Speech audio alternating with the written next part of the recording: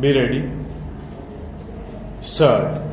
The Institute of Chartered Accountants has already issued auditing standards, and the fraud reporting methodology is incorporated in those auditing standards. Sir, detecting the fraud has been left with the auditors, which responsibility must also be entrusted to the management or its various officers like the managing director, the chief financial advisor, the administrator, etc. Sir, the next amendment, which is important, is diluting the provision relating to loan to directors, that is, wholly owned subsidiaries, and the directors have been exempted.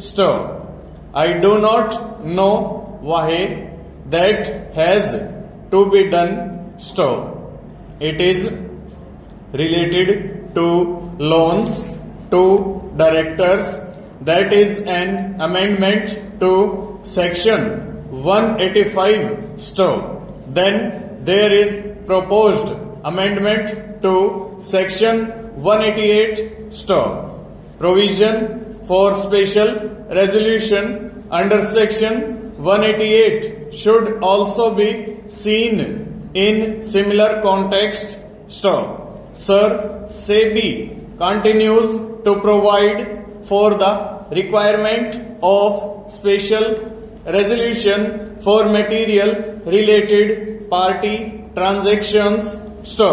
The requirement of special resolution in the situations envisaged under section 188 would have made companies more transparent and encourage shareholders' democracy in the governance of the corporates.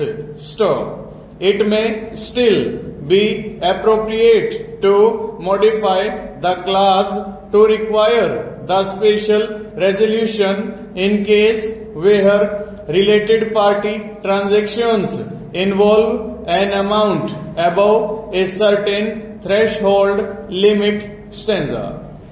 In order to encourage transparency, explanatory statement as required to be given under rules to the shareholders should also state the criteria or the basis for the management for considering a particular related party transaction in the ordinary course of business and at arm's length.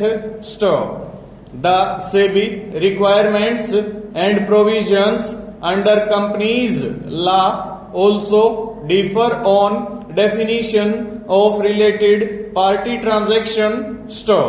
While SEBI has aligned recently the criteria for material related party transaction, there are a number of differences on the corporate governance requirements as well.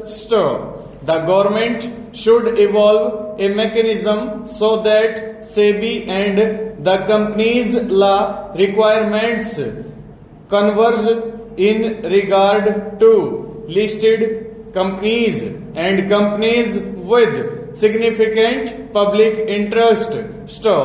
This would greatly help in easing business in India as well. Sir, the other amendments are consequential.